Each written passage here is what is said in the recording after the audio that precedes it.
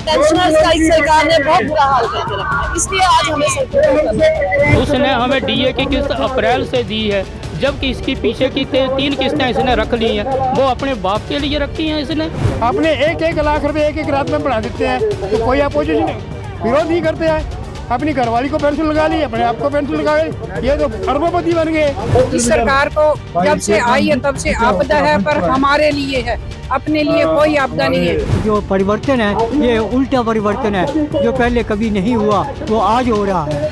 हमने बहुत खुशी मनाई थी जब सुखविंदर सिंह सुखू बने थे कि हमारे इलाके का कोई सीएम बना है। इसने तो बेड़ा ही कर दिए सब कुछ। व्यवस्था परिवर्तन होना चाहिए, जैसे नेपाल में हुआ वैसे व्यवस्था परिवर्तन होना चाहिए।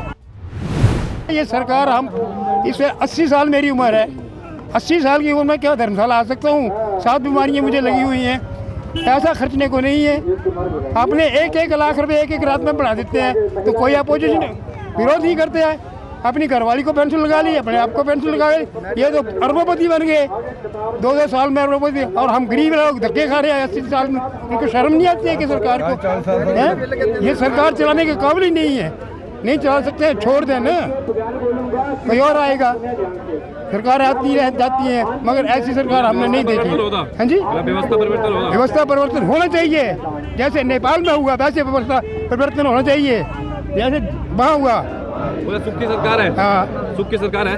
दुख की सरकार है ये। हाँ, हमने बहुत खुशी मनाई थी जब सुखविंदर सिंह सुखू बने थे कि हमारे इलाके का कोई सीएम बना है। इसने तो बेड़ा ही कर दिए सब कुछ। कर्मचारियों का हक मारने से कुछ नहीं बनता है। कर्मचारियों का तो हक देना ही पड़ेगा, चाहे आप आज देंगे या कल देंगे। अपनी पेंशन बढ़ाने के लिए तो किसी को नहीं पूछते हैं, कर्मचारियों को देने के लिए इनके पास पैसा नहीं है। आज आप देख रहे हैं कि कितने 94 साल का एक बुजुर्ग जहां आया हुआ है, दर की ठोकरें खा रहे हैं, मेडिकल बिलों को नहीं दे रहे हैं, किसी किस्म का एरियर नहीं दे रहे हैं। देखो इसकी व्यवस्था परिवर्तन क्या है कि उसने हमें डीए की किस्त अप्रैल से दी है, जबकि इसकी पीछे की 3 किस्तें इसने रख ली हैं। वो अपने बाप के लिए रखी हैं इसने कि बाद में देने, कब देने। बोलता तब दूंगा, भी मेरे पास 2 साल है, जब अगली सरकार आएगी तो उसके ऊपर बोझ डालेगा। हम तो चाहते हैं कि हमारा हक दो। अपनी पेंशन तो कितनी बढ़ा ली इन्होंने रात में, कर्मचारियों को देने के लिए पैसा नहीं है। जो हमारी पेंशन समय पर नहीं मिल रही है, भत्ते नहीं मिल रहे हैं, कुछ नहीं मिल रहा है, तो कर्मचारी सड़कों पे इस वक्त आएंगे तो आके क्या करेंगे वो। हम तो सरकार से यही मांग करते हैं कि आपने सत्ता परिवर्तन नहीं किया है, सत्ता ही परिवर्तन हो जाएगी। अगले लिए तो आपको देखने को भी नहीं मिलेगा कि हमारी कुर्सी कहाँ है। कर्मचारी जो एकता है वही सरकार बनाती है और वही सरकार उखाड़ती है। आपको पता होना चाहिए कि शांता कुमार ने एक बार वो किया था, नो वर्क नो पे, उसके बाद वो कामयाब नहीं हुआ। इसी तरीके से इसकी सरकार भी चली जाएगी और कांग्रेस हिमाचल में कभी नहीं आएगी। कहते बूढ़े हो गए, क्या कहना। अब परसों शिमला में कह रहे थे, अब यहाँ कहेंगे वही पेंशन की हमारे 2-2 महीने हो जाते हैं, पेंशन मिलती नहीं है। वाकई हमारा जो हक है, डीए है, जैसे जो मेडिकल बिल है, ये बंद कर रखे हैं सरकार ने। इसलिए हम आज सरकार कहती है कि कर्मचारी हितैषी है, व्यवस्था परिवर्तन हो रहा है क्या? हाँ, व्यवस्था ये तो उसने हमारी व्यवस्था की परिवर्तन अपनी कर रहे। परिवर्तन है, विपक्ष जो परिवर्तन है ये उल्टा परिवर्तन है, जो पहले कभी नहीं हुआ वो आज हो रहा है। हम लोगों को HRTC के पेंशनरों को 2-2 महीने से पेंशन नहीं मिल रही है। अगस्त महीने की पेंशन कई लोगों को अभी आज जो है 15, 16, 17 अक्टूबर हो गया, आज तक पेंशन भी नहीं मिली।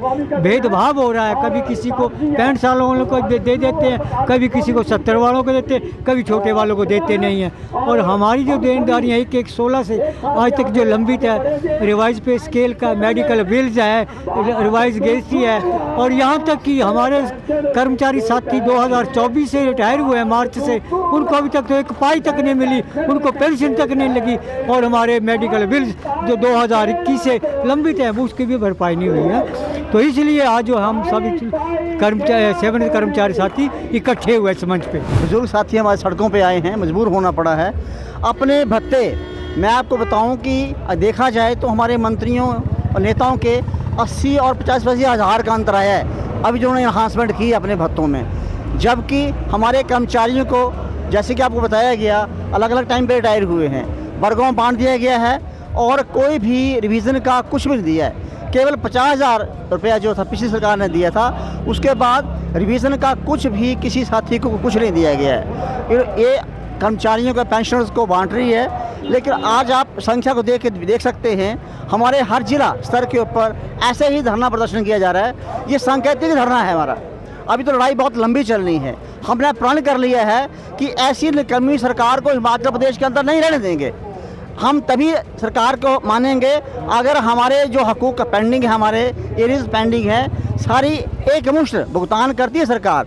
अदरवाइज़ ऐसी सरकार को हम तख्ता पलट कर देंगे। हम जितना भी पेंशन संघ का इनकी बात सुनी जाए और जो हमारे बकाया एरियर और डीए के पेमेंट हैं ये सभी हमारे पेंशन भाइयों को दी जाए, क्योंकि बुजुर्ग लोग जो सड़कों पे उतरे हैं, आने वाले समय में सुखविंदर सुक्खू को इनका खमियाजा भुगतना होगा।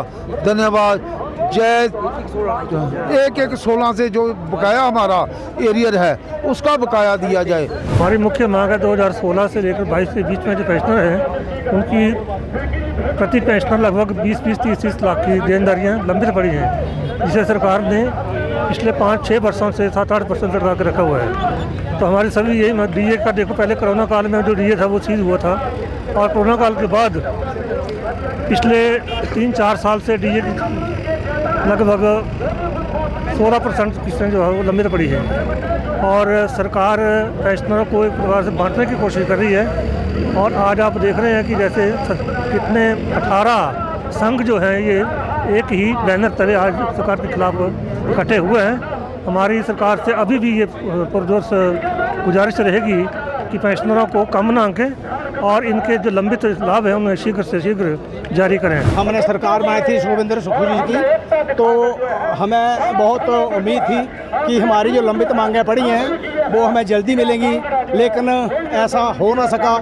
हो सकता कुछ आपदाएं आई हों, लेकिन ये सरकार का काम होता है कि जो एम्प्लॉइज़ के या पेंशन के जो ड्यूज़ पड़े होते हैं वो सरकार को देने ही होते हैं। लेकिन बड़े दुर्भाग्य की बात है कि सारे पेंशनर जो हैं वो निराश हैं, और हम ये भविष्य में उम्मीद करेंगे कि हमारी पेंशन वेलफेयर एसोसिएशन जो है इसमें 18 संगठन जो वो इकट्ठे हो चुके हैं। ये पहली बार हुआ है, और हिमाचल प्रदेश के बाद ये जब सरकार बनी है तो हमारे साथ धोखा भी पहली बार हुआ है। तो मैं ये कहूँगा कि सरकार ये सारे पेंशन जो एसोसिएशन है या इतने रिटायरी हैं इनकी ताकत को कम ना जाने, क्योंकि हम हर ताकत रखते हैं, सरकार को बनाने की ताकत रखते हैं, ऑर्गेनाइजेशन करने की ताकत रखते हैं। तो मैं ये निवेदन करूँगा मुख्यमंत्री महोदय जी से कि हमारी लंबित मांगे जो हैं, जो 1/1/16 से 31,000-2022 तक जिनका एरियर बनता है, जिनकी ग्रेच्युटी है, जिनकी नए सुशोधित वेतनमान है, भले कुछ भी है, वो ग्रेच्युटी है, लीव इनकैशमेंट है, तो इनको जल्दी से जल्दी देने की कृपा करें। और ऐसा ना हो कि हमें ये संघर्ष लंबा करना पड़े, और जब तक हमारी मांगें नहीं मानी जाएंगी, हमारे बहुत जुझारू लीडर श्री सुरेश ठाकुर जी, उनकी रहनुमाई में हम दिन रात ये कर देंगे जब तक हमें ये हमारे हक नहीं मिलेंगे। पीछे हटने वाले नहीं हैं। सरकार से यही चाहते हैं वो जितना जल्दी हो कि हमारे पेंशनर के हकों को जो है वो जल्दी से जल्दी जो है रिलीज़ कर दे।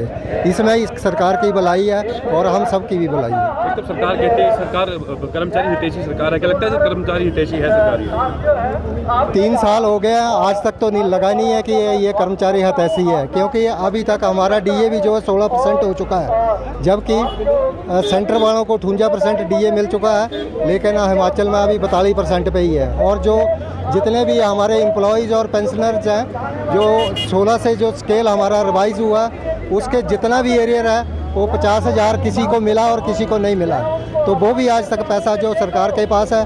सरकार अपनी तनख्वाह जो बढ़ा रही है, लेकिन जो गरीब लोग हैं, जो पेंशनर लोग हैं, जो 80-80, 85 साल वाले लोग हैं, वो सड़कों पे आज उतरे हुए हैं, और वो अपने चेयरमैन और जो अपनी तनख्वाहें जो बढ़ा रहे हैं। इस सरकार के पास हमारे बहुत से डीए के एरियर जो वर्ष 2016 से जनवरी 2022 तक रिटायरिंग हुए हैं, उनके बेनिफिट कोई नहीं दिए। जो हमारे बुजुर्गों के मेडिकल बिल 2 साल से नहीं मिल रहे हैं, और पेंशनर्स का इस सरकार ने बहुत बुरा हाल करके रखा है। इसलिए आज हमें सरकार मेरा नाम सुलोचना पटोच है। साथियों बीच में गैप हमें जी सरकार से अपना एरियर चाहिए और डीए की किस्त चाहिए, तो हमारा कई साल से पेंडिंग पड़ा हुआ है। सरकार व्यवस्था परिवर्तन का नाम देती हो रहा है, व्यवस्था परिवर्तन अभी नहीं तो कभी नहीं। मेरे को तो लग रहा है आपको कुछ परिवर्तन नहीं है। व्यवस्था परिवर्तन उल्टी साइड हो रहा है। मैं इंदिरा जग्गी। चला जाता है पीछे वाले आज हमें इस सरकार ने मजबूर कर दिया है कि हम लोग सड़कों पे उतरे हैं, क्योंकि हमारे जो अधिकार हैं, राइट्स हैं, उसको नहीं दे रहे हैं और अपनी सैलरीज को एकदम 24% बढ़ाया और हमें 3% दे रहे हैं। ये कहाँ का न्याय है? इस सरकार को जब से आई है तब से आपदा है, पर हमारे लिए है, अपने लिए कोई आपदा नहीं है। हम सरकार से गुजारिश करते हैं कि हमारे हक हमें शीघ्र दे, अन्यथा ये जो लड़ाई है आगे बढ़ने वाली है। और अब हम सभी लेडीज जो हैं इसके लिए तैयार हैं, क्योंकि हमें चाहे भूख हड़ताल पे बैठना पड़े, जो भी होगा हम उसके लिए तैयार है। इसके बाद आगे का जो कूच होगा वो शिमला के लिए होगा।